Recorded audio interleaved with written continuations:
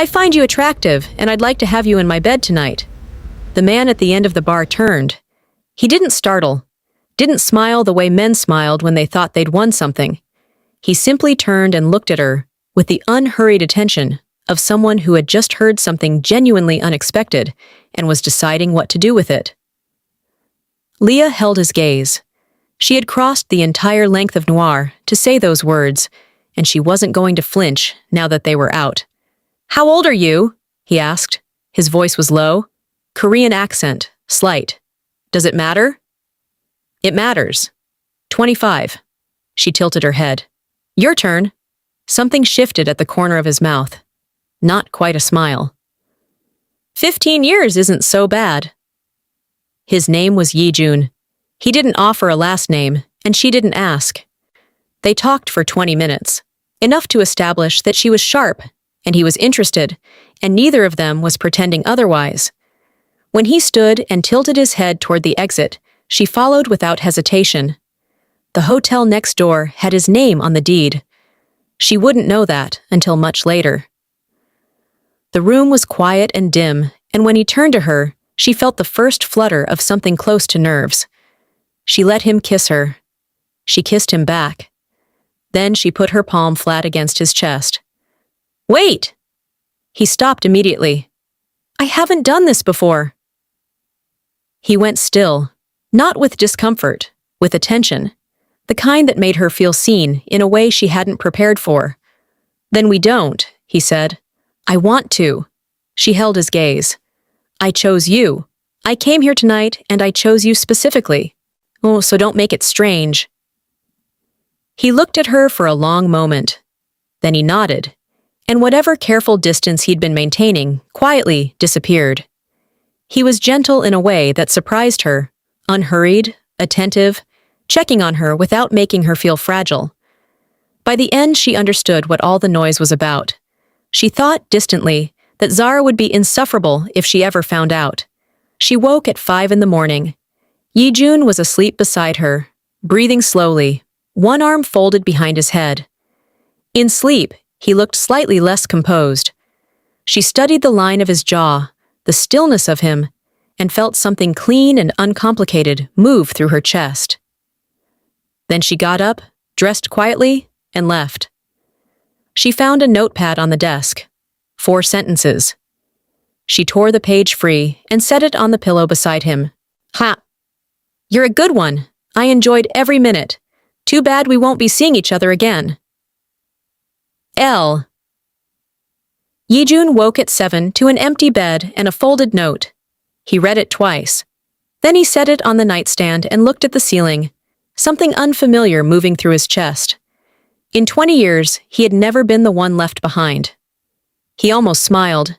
He didn't know her name yet. He picked up the note and read it one more time.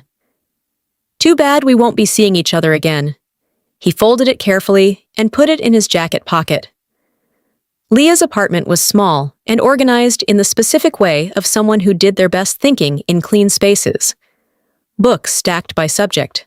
One plant on the windowsill that she kept alive through sheer stubbornness. A desk that faced the wall so she couldn't be distracted by the street below. She made tea, sat at that desk, and thought about what she'd done. Not with regret. She turned it over carefully, the way she examined most things, looking for the part that should unsettle her. She found nothing that qualified. She had made a decision, executed it, and left on her own terms. Whatever Zara and the others imagined about that kind of night, the emotional chaos, the desperate hoping for a text, none of it had arrived. She felt, if anything, quietly satisfied. Like she'd proven something to herself that she hadn't known needed proving. She opened her laptop and pulled up her dissertation notes. By 10, she had written 800 words and stopped thinking about him almost entirely. Almost. Zara arrived at noon with mandazi and unsolicited opinions. "You look different," she announced, dropping onto Lea's couch and pulling the paper bag open. "Did you sleep?" "I always sleep." "You look rested. That's different from sleeping." Zara narrowed her eyes. "Did something happen?" "I went out." Zara sat up straight, You went out? I went to Noir. The silence that followed was the loudest thing Zara had produced all morning, which was considerable. She stared at Lea with her mandazi halfway to her mouth. Alone? Yes. And? Lea picked up her tea. And nothing. I went, I had a good time, I came home. Zara studied her with the focused suspicion of someone who had known her for 6 years and understood that I had a good time from Lea Achieng was never nothing. But Lea's face gave her nothing to work with, and eventually Zara let it go, or appeared to, which with Zara was never quite the same thing. They ate and argued about Zara's latest situationship and whether her professor's extension policy was actually flexible or just sounded flexible, and Lea was grateful for the noise of it. It left no room for questions she wasn't ready to answer. After Zara left, she sat for a while in the quiet. She thought about the way he'd looked at her when she told him she hadn't done this before. Not with skepticism or amusement, just attention. Like she was worth understanding correctly. She closed the thought like a drawer and went back to work. Her father called on Wednesday evening. Charles Achieng called every Wednesday at 7, without fail, because he was that kind of man. Structured, sorts consistent, someone who believed that showing up regularly was its own form of love. Lea had grown up understanding this about him and had stopped needing it to look different a long time ago. How's the writing? He asked. Moving, she said, which was true enough. Good. Listen, I need you home this Saturday. My business partner is coming for dinner. Yijun, you haven't met him. We've been working together 3 years now, and I keep meaning to introduce you properly. Lea tucked the phone between her ear and shoulder and reached for her mug. What time? 7. Come at 6:30 so I'm not greeting him alone. I'll be there. Wear something nice. He's good people. I want him to see the family well. She smiled despite herself. Baba, I always look nice. You always look like a graduate student, he said, sick with the gentle precision of a man who loved her completely and still had opinions. There's a difference. She laughed and told him she'd see him Saturday, and after she hung up, she sat for a moment with the warmth of it, her father's voice, the familiar rhythm of their Wednesday calls, the uncomplicated comfort of being known by someone for your whole life. Saturday, she thought. Dinner. She pulled her dissertation back up and didn't think about it again. She thought about it again on Friday night. Not about the dinner. About him. Yijun, no last name, 40 years old, the hotel room, and the careful way he'd handled her honesty. She wasn't sure what had surfaced it. Maybe the week had been too quiet. Maybe it was simply that she was human and the thing had happened, and some part of her was still processing it in the background. She wondered briefly if he'd read the note and laughed. She decided she hoped he had. She liked the image of that. A man like him, in that quiet room, reading her 4 sentences and laughing. She turned off her lamp and went to sleep. By Saturday morning, she had filed him away completely, tidily, in the category of things that had been good and were finished. She ironed a dress, drove to her father's house, and arrived at 6:28. She was in the kitchen helping with the salad when she heard the front door. Her father's voice, warm and carrying. Yijun, come in! Come in! You found it fine? And then another voice, low, unhurried, a slight Korean accent. The knife stopped moving. That's all I'm offering and all I'm asking for. Her own words came back to her with remarkable clarity. She set the knife down on the cutting board. She heard her father's footsteps moving toward the kitchen. Heard him saying, My daughter's just through here. You'll like her. She's the sharp one. Lea looked down at her hands, picked the knife back up, kept cutting. When she turned around slowly and with complete composure. Kwon Yijun stood in the doorway of her father's kitchen in a dark jacket, a glass of water in his hand that her father had already pressed on him, looking at her with an expression so carefully neutral it told her everything. He recognized her. Of course he recognized her. Her father was already smiling, or gesturing between them with the uncomplicated pride of a man completing an introduction he'd been looking forward to. Lea, this is Yijun. Yijun, my daughter. The silence lasted exactly 1 second. Yijun extended his hand. It's good to finally meet you, he said. His voice was perfectly even. His eyes said something else entirely. Lea took his hand and shook it and said, Likewise, and her voice didn't waver once. She turned back to the salad. Her father moved toward the sitting room, already talking about the project, and Yijun followed, but not before Lea felt his gaze rest on the back of her head for just a moment longer than necessary. She exhaled slowly through her nose. Too bad we won't be seeing each other again. She picked up the knife and kept cutting. Santa dinner at Charles Achieng's table was never a casual thing. He said it properly.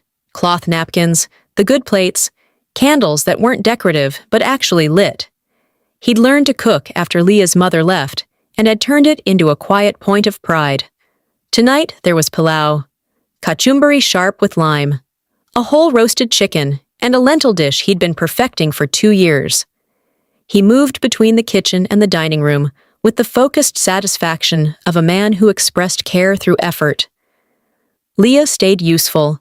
She carried dishes, refilled glasses, asked her father questions about the chicken that she already knew the answers to. Anything that kept her hands occupied and her eyes directed away from the man sitting at the far end of the table, reading the room with the patience of someone who was never in a hurry. Yijun had settled into her father's home, the way he'd settled into the bar.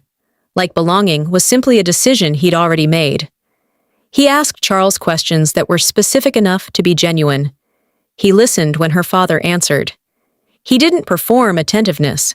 He simply paid attention. And Charles, who had excellent instincts about people, was visibly comfortable in a way that made Lea's chest tight for reasons she couldn't fully name. She sat across from him. That had been unavoidable. Her father had arranged the table himself. The first 20 minutes were fine. She kept her eyes on her plate or on her father and contributed to the conversation in the measured way she always did at family dinners. Thoughtful, present, not performative.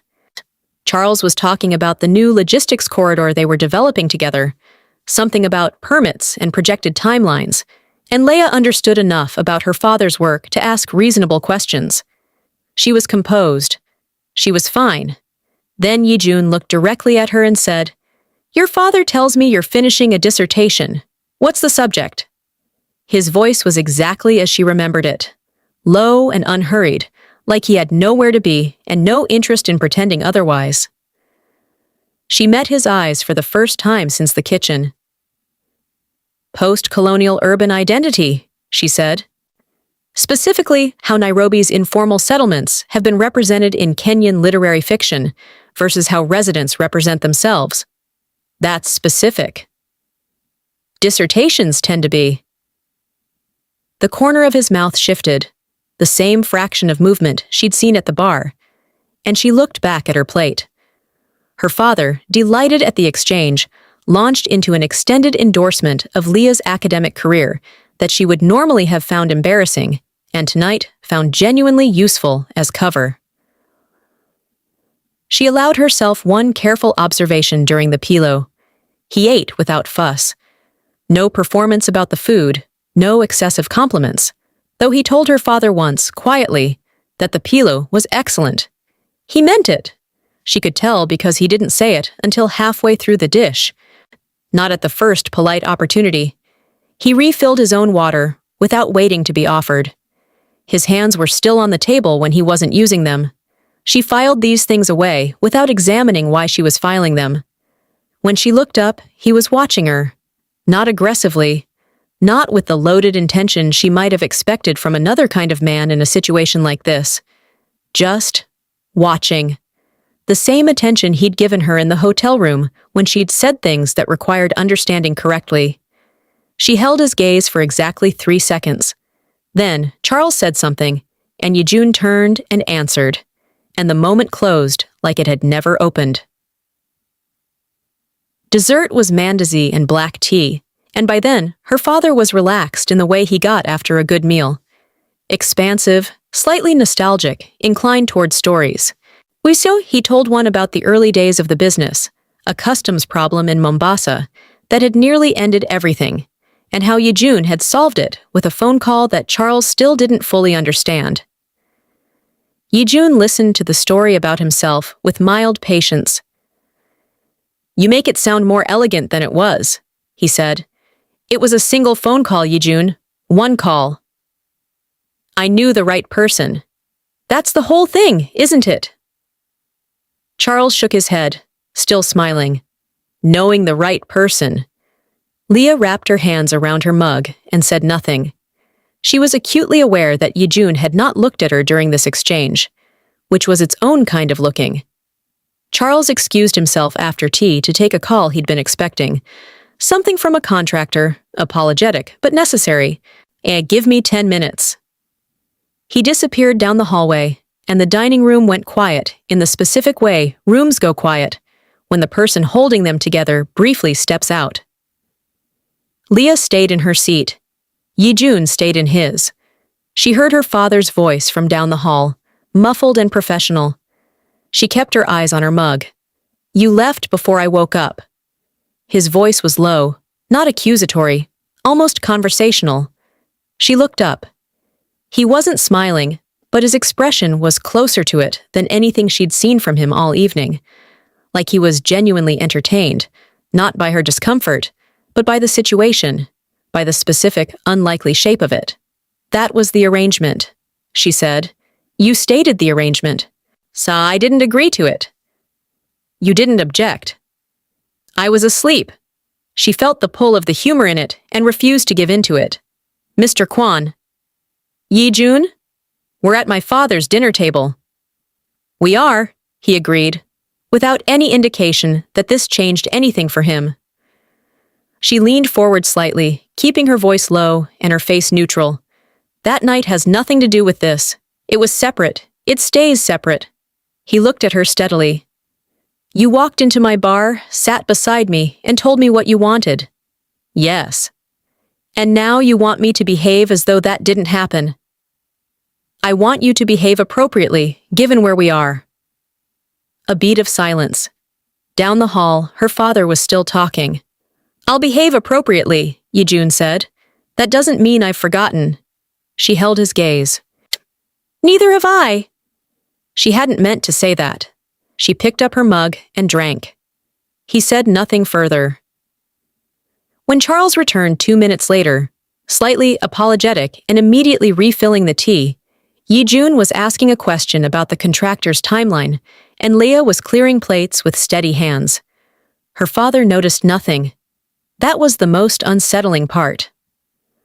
She walked Yijun to the door with her father, the three of them in the warm light of the entrance, Charles wrapping up in the unhurried way of someone ending a genuinely good evening. Yijun shook Charles's hand with both of his, a gesture her father received with visible warmth. Then he looked at Lea. "It was good to meet you," he said. Formal, correct. The voice of a man behaving appropriately, given where they were. "You too," she said. He held her gaze 1 second, past the length of a normal farewell. Then he turned and walked to his car, and she stood in the doorway beside her father and watched him go. "Good man," Charles said quietly, with the satisfied certainty of someone who had held this opinion for a long time. Lea said, which her father took for agreement. She drove home with her hands at 10 and 2 and the radio off, and when she got to her apartment, she sat in the parked car for a moment in the dark. "I'll behave appropriately. That doesn't mean I've forgotten." She got out of the car. She had a dissertation to finish and a problem she had not asked for, and absolutely no intention of letting either of them consume her. She went inside and made tea and went to bed. She did not sleep for a long time. The thing about Kwan Yijun was that he didn't pursue her the way she'd expected. She had braced for it on the drive home from her father's house, and again on Sunday morning, when she woke up still turning the dinner over in her head. She'd constructed a version of events in which he called, through her father, somehow, the way men like that found ways, or appeared somewhere convenient with an excuse that wasn't quite convincing. She'd prepared her response to that version. Calm, final, not unkind. He didn't call. He didn't appear.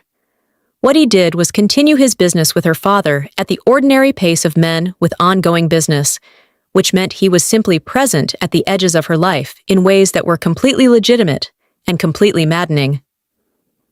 The first time was 2 weeks after the dinner.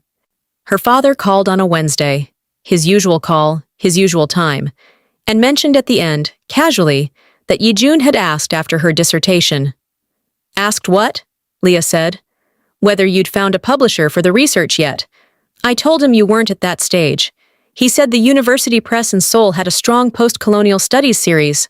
A pause. I thought that was thoughtful. Lea said.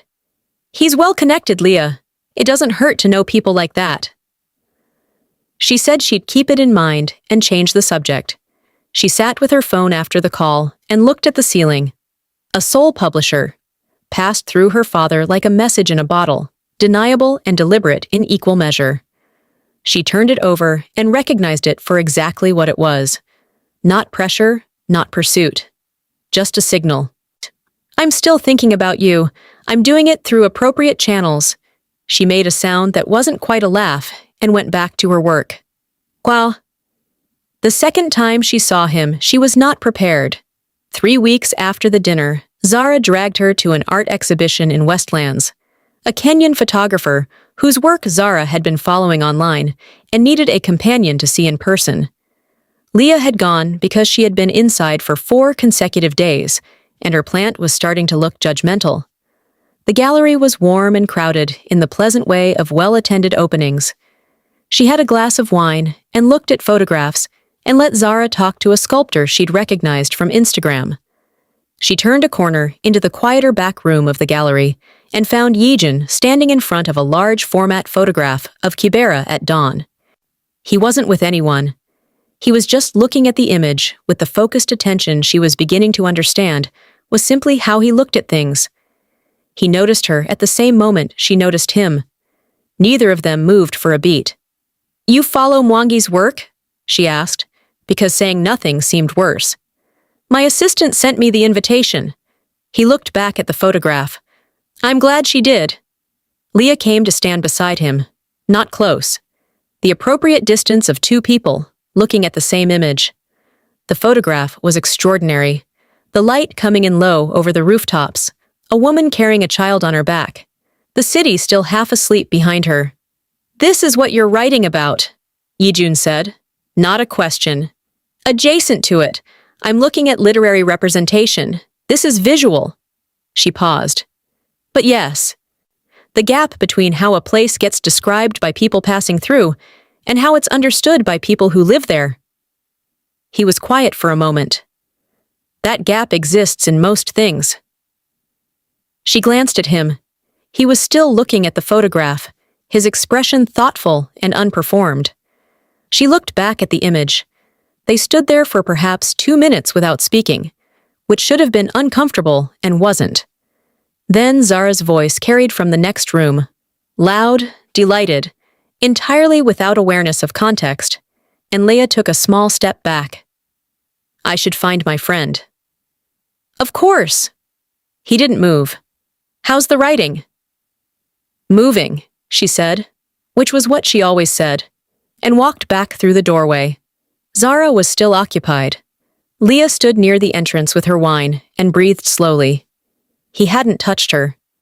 Hadn't stood too close. Hadn't said anything she could point to as inappropriate. He had simply stood beside her in front of a photograph and understood something about her work in 3 sentences that most people in her department took a semester to grasp. That was the problem. She told Zara nothing. This was becoming its own kind of effort.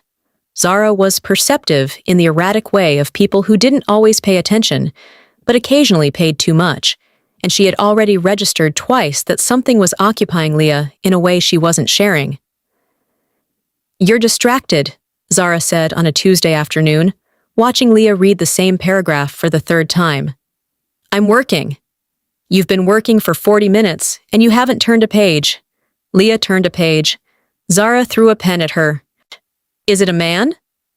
No, it's a man. Zara. Is he from Noir? She sat up straight with the energy of someone whose hypothesis had just upgraded itself. Did something happen at Noir? Lea looked up from her book with a calm she had been practicing for weeks. Nothing happened at Noir. I had a drink. I came home. I told you this. Zara studied her for a long moment with narrowed eyes. You're lying, she said pleasantly, but I'll wait. Lea went back to her paragraph.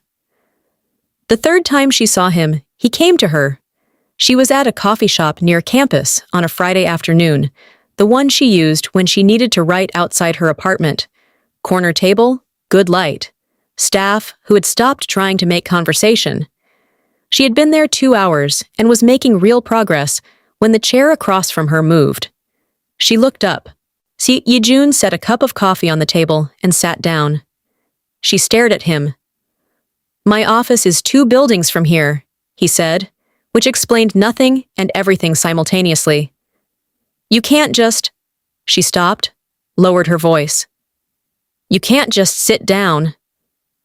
You looked like you needed a break. I didn't. You've been looking at the same sentence for 8 minutes. I was watching from the counter. She felt heat move up the back of her neck. That's unsettling. I ordered first. I wasn't loitering. He wrapped both hands around his cup. 8 minutes is a long time for one sentence. It's a complicated sentence. Then take a break from it. She looked at him. He looked back. He had the stillness of someone who had decided something and was simply waiting for the situation to catch up with his decision. She closed her laptop. 10 minutes, she said. Something shifted in his expression. Not triumph, something quieter than that. How far along are you? He asked. Chapter 4 of 6. What breaks it open? The chapter you're stuck on? She hadn't told him she was stuck. She picked up her tea. There's a novel, she said slowly, that everyone in my field cites as the definitive example of authentic self-representation. I think they're wrong. I think the author was performing authenticity for an international audience, and the community he claimed to represent has largely never read the book. She paused. Making that argument without dismantling my entire theoretical framework is the complicated sentence. Yijun was quiet for a moment. Make the smaller argument, he said. Not that he failed. That the audience's need for authenticity shaped the work as much as the author did. That's not a dismantling. That's an addition. She looked at him. You have a business degree? She asked. Philosophy. Seoul National. He drank his coffee. Then business. She sat with that. They talked for 40 minutes. Not about the night at Noir, not about the dinner, not about any of the charged and complicated geography between them. About her work and his, about Nairobi's development pressures and what they meant for the communities she was studying, about a book he'd read 3 years ago that she hadn't heard of and now wanted to find. When he stood to leave, he said, The Seoul publisher has an open submissions window until March. The work you described would be a strong fit. You looked that up. I did. She looked up at him from her seat. Yijun. He waited. I don't know what you're doing. He considered this with the seriousness it deserved. I think you do, he said. I think that's why you closed your laptop. He left. She sat for a moment with her cold tea and the uncomfortable accuracy of that statement. Then she opened her laptop and wrote the complicated sentence in 11 minutes. There were things she noticed over the weeks that followed that she did not examine too directly. The way his businesses were always cash-heavy in ways that didn't map cleanly onto the hospitality returns her father occasionally mentioned. The calls he stepped away to take, brief, low-voiced, always resolved before he returned. The particular quality of attention Do-hyun, his quietly present assistant, paid to rooms when Yijun entered them. Not protectively exactly, preparedly. She noticed these things. She filed them away in the part of her mind she wasn't looking at directly, because the man who had sat across from her in a coffee shop and solved her theoretical problem in one sentence was real. The man who had passed a publisher's name through her father rather than pressure her directly was real. The man who had stood beside her at an exhibition and understood in 3 minutes what her work was actually about. That was real too. She was not naive. She understood that people were rarely one thing. She just wasn't ready to look at the other thing yet.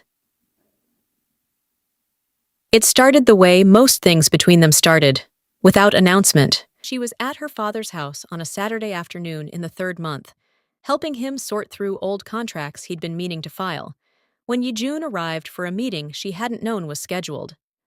Charles let him in with the ease of someone for whom this was routine, gestured toward the sitting room, and disappeared to find the document he needed from upstairs. Lea was cross-legged on the floor of the study, surrounded by manila folders. Yijun appeared in the doorway.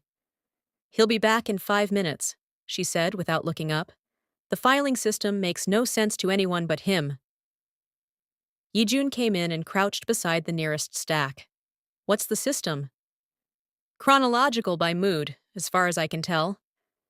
He picked up a folder, looked at the label, set it in a different pile. She watched him do it. "You don't have to. 2019 goes before 2020, he said simply, and kept sorting. They worked in silence for a few minutes, which by now was familiar in a way that still surprised her each time. The ease of it, the absence of performance. She handed him folders. He sorted them. The late afternoon light came through the window at a low angle, and she was aware of him beside her in the specific way she was always aware of him now, a warm frequency just beneath her conscious attention. "I read the paper," he said. She looked up. "What paper?" "The one you presented last month. Your department uploads them to the faculty page." A pause. "The argument about the author and the audience. You built it the way we talked about." She had built it exactly the way they'd talked about. It had been the strongest section of the paper, and her supervisor had said so. "You're reading my department's faculty page," she said. "You're surprised." "I'm something." He handed her a folder, and their fingers overlapped briefly on the edge of it. Neither of them moved immediately. "Lea!" She looked at him.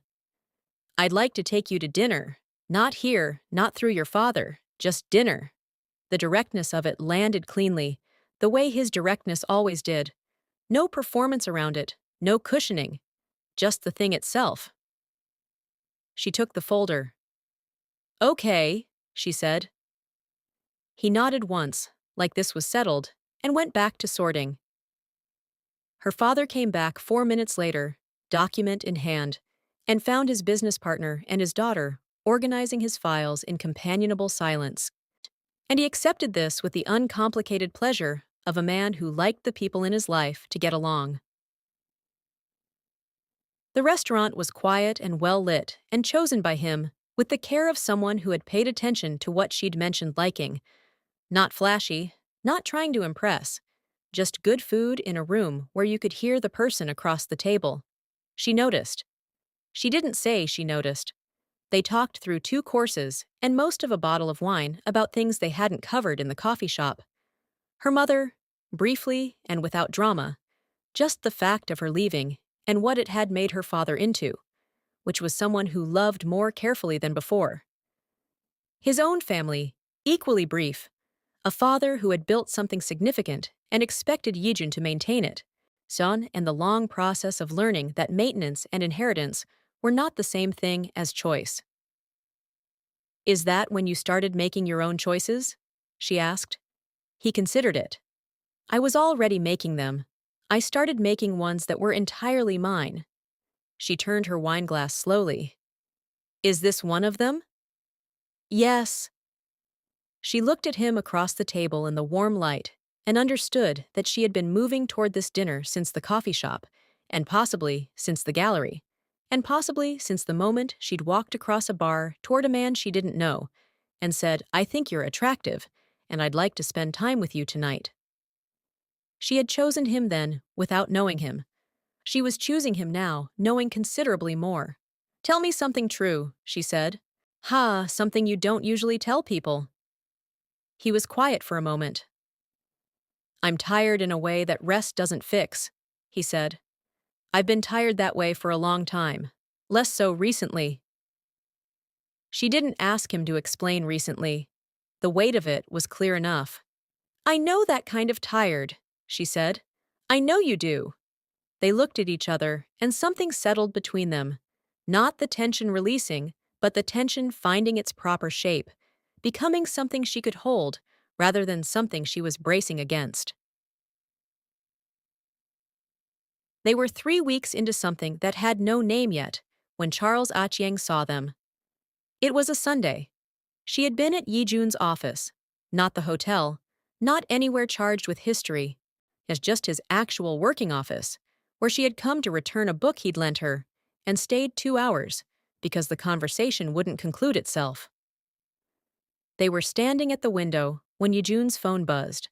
He glanced at it and set it face down on the desk, and she said something that made him turn back to her with that fractional shift of his mouth that she'd stopped pretending she didn't watch for, and he put his hand at the small of her back. Easy, natural, the gesture of someone who had decided she was his to stand beside. And she leaned into it without thinking. She heard the door.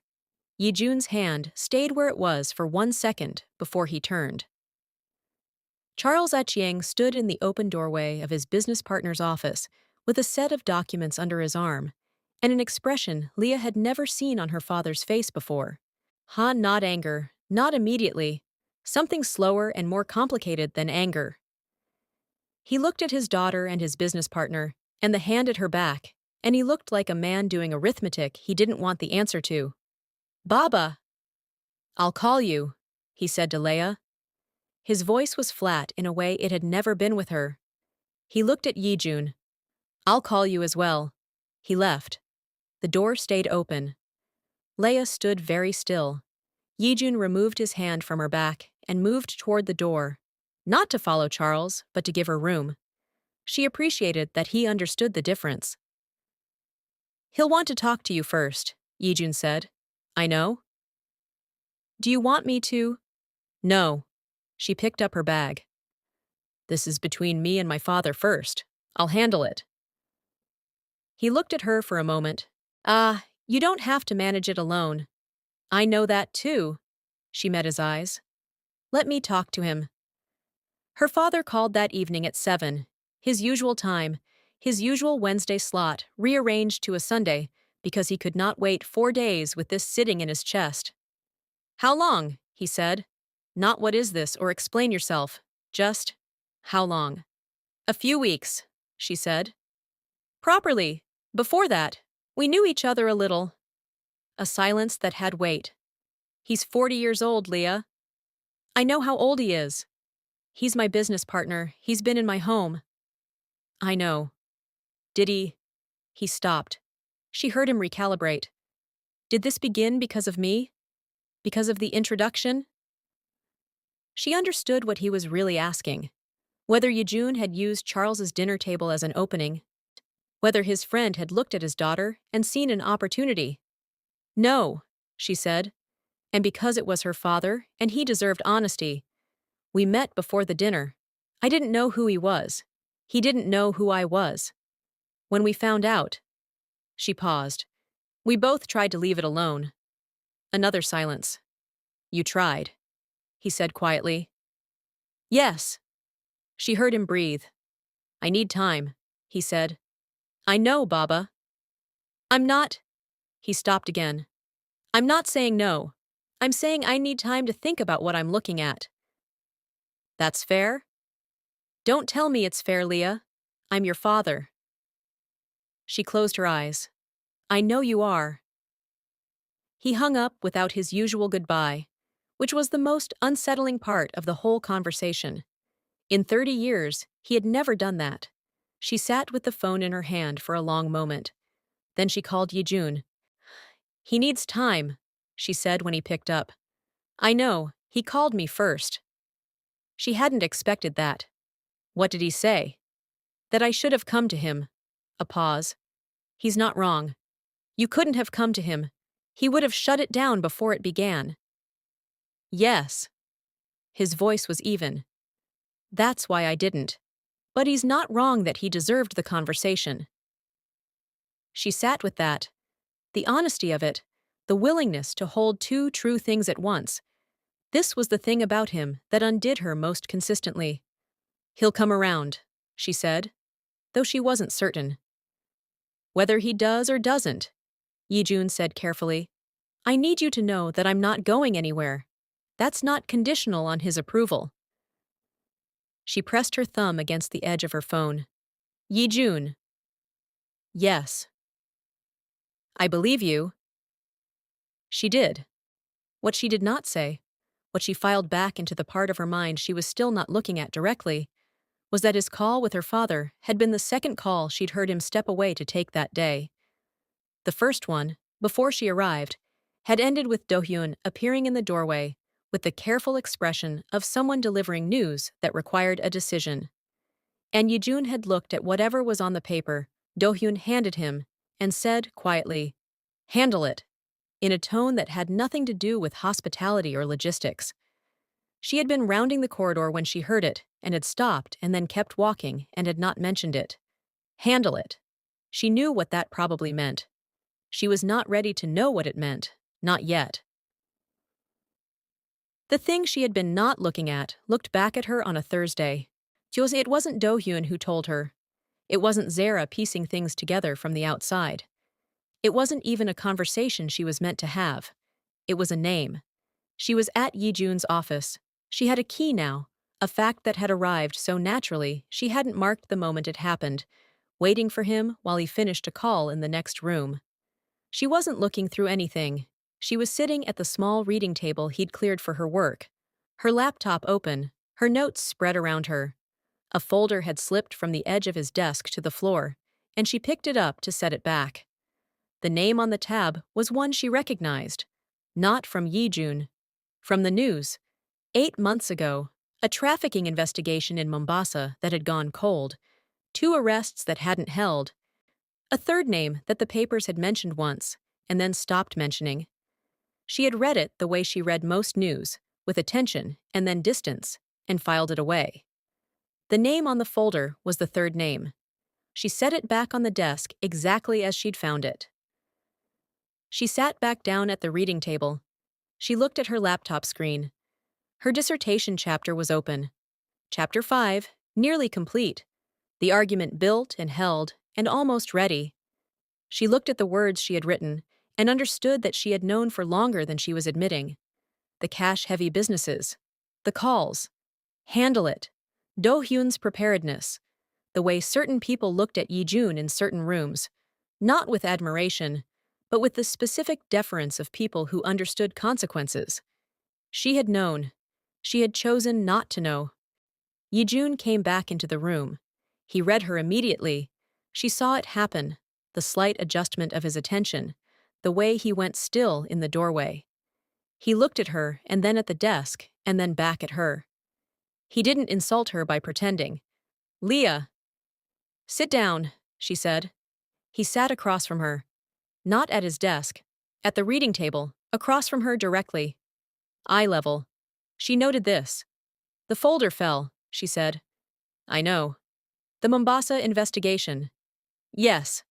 She folded her hands on the table. Her voice was even. She had spent 20 minutes making it even while she heard him on the phone next door.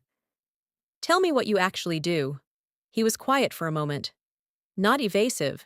She'd seen what evasion looked like on other people, and this wasn't it. He was choosing how to be honest, which was different. The businesses are real, he said. The hotels, the logistics corridor with your father, all of it is real and clean. That's not a front for anything. It's what I built first. A pause. What came after is more complicated. How complicated?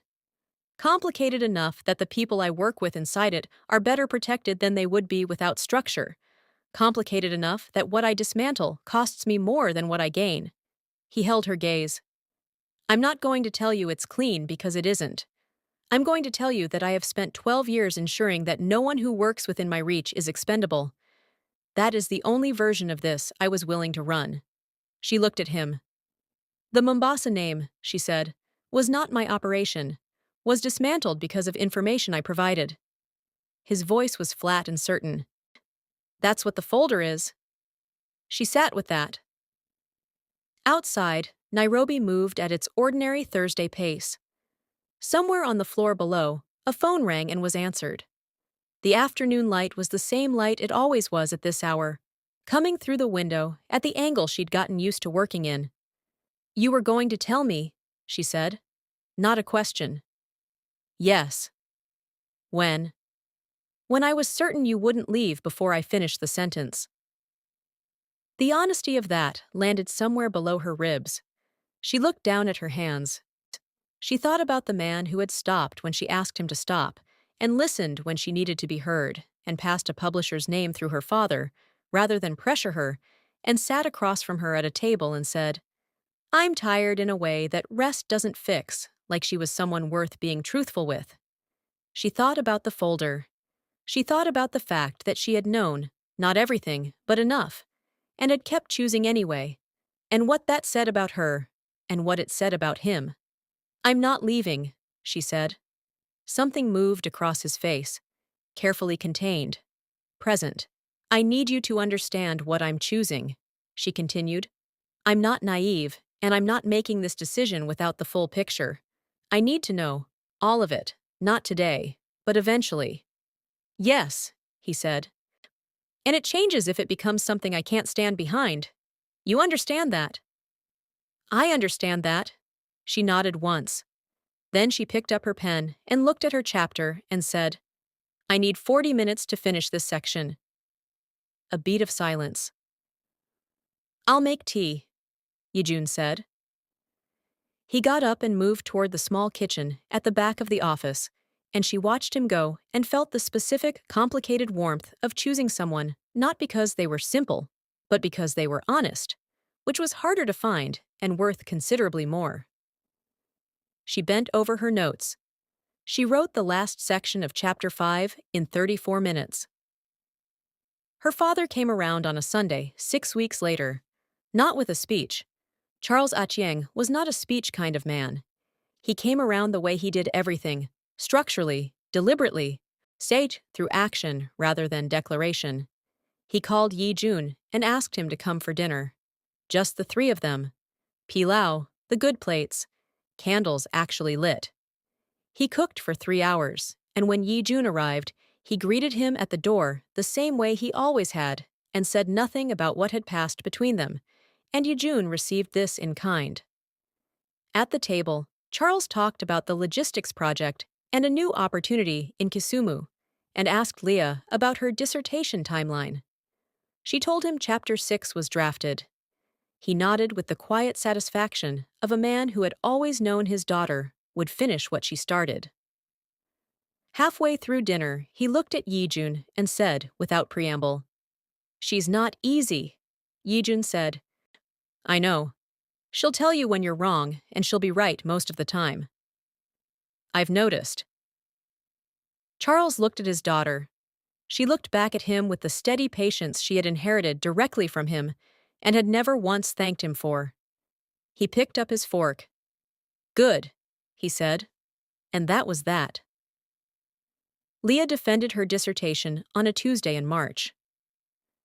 Yijun sat in the back of the room in a dark jacket with no tie, sleeves rolled to the forearm, the same way he'd looked the first night she'd walked across a bar toward him. He was the only non-academic in the room, and he sat with the posture of someone who had decided he belonged there and required no one's confirmation of it. She didn't look at him during the defense. She didn't need to. She knew he was there. Afterward, in the corridor, Seo, her supervisor, shook her hand and told her the audience construction argument was the strongest chapter in the piece. Her father hugged her with the full force of a man who had been waiting 25 years for this moment. Zara cried, loudly, and did not apologize for it. Later, when the corridor had emptied and her father had gone ahead to the restaurant they were meeting at, Yijun came to stand beside her. You didn't look at me once, he said. I didn't need to. She picked up her folder. I knew you were there. He looked at her in the way that she had stopped trying to catalog, because it was simply the way he looked at her, like she was worth understanding correctly, like he had time, like she was something he had chosen with full information and no reservations. Come on, she said. My father will be insufferable if we're late. She walked ahead of him toward the exit. He fell into step beside her, and they walked out together into the ordinary afternoon, into the loud and complicated and thoroughly alive city that she had spent 3 years learning to describe. And she thought that some things could not be represented from the outside, could only be understood by the people living inside them. She was living inside something. She had chosen it with both eyes open. That was enough. Lea walked in with her eyes open and chose anyway. Would you have done the same? Drop your answer below. And if you're new here, subscribe. We don't tell halfway stories on this channel.